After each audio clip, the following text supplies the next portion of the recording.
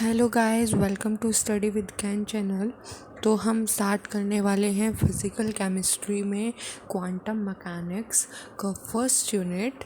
ठीक है, ये हम एमएससी सेकंड सेमेस्टर के सिलेबस की बात कर रहे हैं। एमएससी सेकंड सेमेस्टर में आपकी क्वांटम मैकेनिक्स है, तो उसमें जो फर्स्ट यूनिट है उसमें आपका सबसे पहला टॉपिक है श्रोडिंगर वेव इक्वेशन।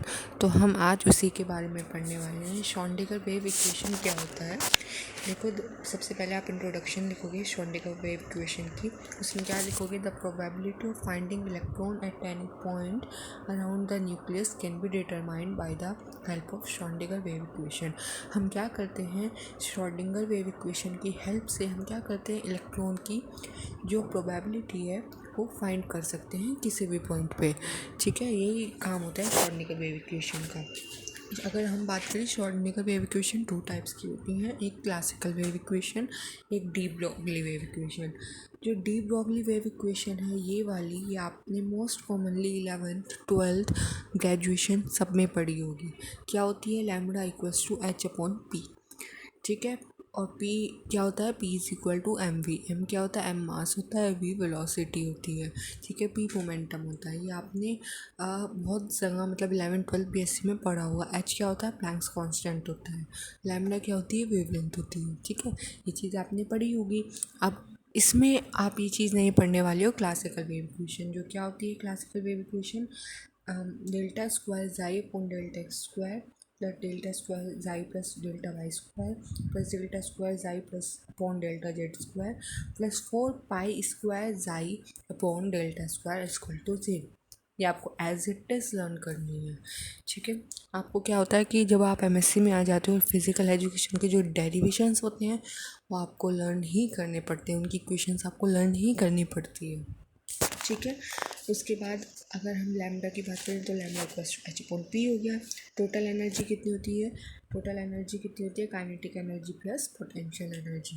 ठीक है, उसको टोटल एनर्जी बोलते हैं। अगर हम लोग काइनेटिक एनर्जी निकालें तो ये वी इधर चला जाएगा, तो ई माइनस वी होगी। काइनेटिक एनर्जी का फॉर्मूला आपने हमेशा से कौन सा पढ़ा है? Half m v square. ठीक है, तो वो पुट कर देंगे, ई माइनस वी हो गया। P is equal to h upon lambda होता है। पी की वैल्यू जो एम वी होती है वो यहाँ पे पुट कर देंगे। ठीक है, उसके बाद क्या करेंगे? हम मल्टीप्लाई करेंगे इक्वेशन 4 में। जो इक्वेशन 4 है, कौन सी इक्वेशन 4? ये वाली जो इक्वेशन 4 है, ये इसमें हम मल्टीप्लाई करेंगे किससे? m से करेंगे, बोथ न्यूमरेटर में भी और डिनोमिनेटर में भी। ठीक है, जब हमने दोनों में मल्टीप्लाई किया तो क्या आया? यहाँ पे half m square v square upon m, दोनों में मल्टीप्लाई कर दिया। हाफ एम वी स्क्वायर तो था ही, तो ये एम स्क्वायर हो गया, दोबारा मल्टीप्लाई किया, ये माइनस वी। अब एम वी क्या होता है? P equals to m v होता है। तो हम इसको क्या लिख सकते हैं? पी स्क्वायर लिख सकते हैं। तो half p square by m is equal to E minus V. ठीक है, यहाँ से क्या पता चला आपको? यहाँ से ये पता चला कि P क्या होता है? P क्या होता है? H square upon lambda square भी होता है। ठीक है, ये वैल्यू आप कहाँ यहाँ पे पुट करोगे? ठीक है, P की वैल्यू यहाँ पे पुट करोगे तो ये इक्वेशन आएगी। ठीक है, उसके बाद आप क्या करना है आपको? ये रहा, फिर वहाँ से आप लैम्बडा स्क्वायर की वैल्यू निकाल लोगे। लैम्बडा स्क्वायर कैसे निकाल लोगे? ऊपर नीचे जाके लैम्बडा स्क्वायर निकाल लोगे कि लैम्बडा स्क्वायर की वैल्यू क्या आई? Lambda square equal to H square upon 2m E minus V. ये आप इक्वेशन 5 कर लो। अब क्या करोगे? जो ये लैम्बडा स्क्वायर की वैल्यू है ये आप इक्वेशन 5 में पुट करो, मतलब जो इक्वेशन 5 है लैम्बडा स्क्वायर, ये आप पुट करोगे इन इक्वेशन 1। आपकी इक्वेशन 1 कौन सी थी? देखते हैं जाके इक्वेशन 1 कौन सी थी। आपकी सबसे पहली इक्वेशन थी ये, कौन सी? ज़ाई स्क्वायर, ये वाली। ठीक है, जो लैम्बडा स्क्वायर की वैल्यू आई वो आप यहाँ पे पुट करोगे। यहाँ पे पुट करने के बाद क्या हो गया आपका? देखो, ये बड़ी सी इक्वेशन बनी, lambda square X psi upon X square. इसमें आपने ये यहाँ पे पुट कर दिया, ये रहा, ये आपने पुट कर दिया किसकी वैल्यू? लैम्बडा स्क्वायर की वैल्यू। ठीक है, उसके बाद आपने ये सॉल्व किया। सॉल्व करने के बाद इक्वेशन ये आई। ठीक है, ये 4 से 8 हो गया, 8 पाई स्क्वायर आ गई। टोटल एनर्जी कितनी हुई? ये आपने एनर्जी की वैल्यू निकाली। एज इट इज़ आपको इक्वेशन याद करनी है, ये श्रोडिंगर वेव इक्वेशन है। ठीक है, आपको ऐसे ही याद करनी है। ठीक है, उसके बाद ये है बात करी गई हैमिल्टनियन ऑपरेटर। ये आपकी इक्वेशन कौन सी है श्रोडिंगर? ये आपकी श्रोडिंगर वेव इक्वेशन आ गई जो आपको लर्न करनी है। ठीक है, कैसे आई ये आपको पता होना चाहिए। डेरिवेशन पूछा जाता है, वैसे इसका मोस्टली कम ही आता है लेकिन कभी कभार शॉर्ट नोट में आ जाता है। लेकिन एक क्वेश्चन है 3D बॉक्स में, ठीक है, ये वाले मोस्टली क्वेश्चन आते हैं जो आपसे पूछे जाते हैं। इनकी जो एप्लीकेशंस होती हैं वो पूछी जाती है। ये भी पर आपको पता होना चाहिए, शॉर्ट नोट में आ सकता है।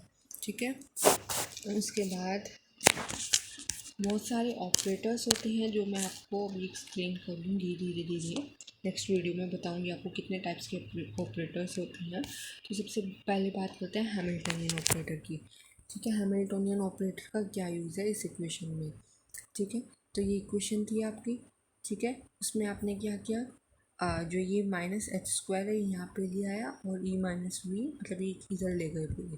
ठीक है, उसके बाद इसको सॉल्व किया, ई की मल्टीप्लाई, ये क्रॉस मल्टीप्लिकेशन की, क्रॉस मल्टीप्लिकेशन करने के बाद ये आपकी इक्वेशन आई हैमिल्टनियन ऑपरेटर की, ये जो कि आपको लर्न करनी है, पता होना चाहिए। अगर पूछा जाए हैमिल्टनियन ऑपरेटर की इक्वेशन ड्राइव करो by using of Schrodinger wave equation, तो आपको ये चीज़ आनी चाहिए।